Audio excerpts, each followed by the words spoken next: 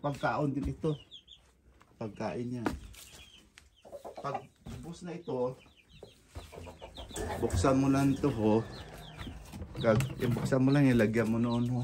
Buhos mo na daw, duwa ka sa nakabaldi ho. Ang mo na. Pag nagkanto ka din ho.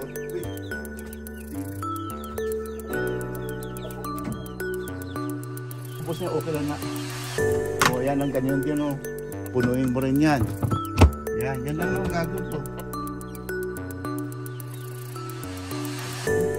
Pasok ko ng kaso, sabi ko sa'yo. Wait ko yung ginagawa ito ng cellphone. Okay.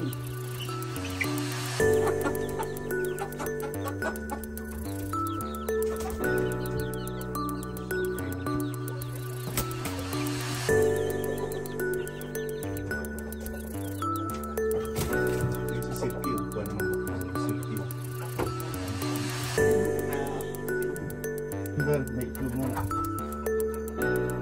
Ang iya itlogan ka.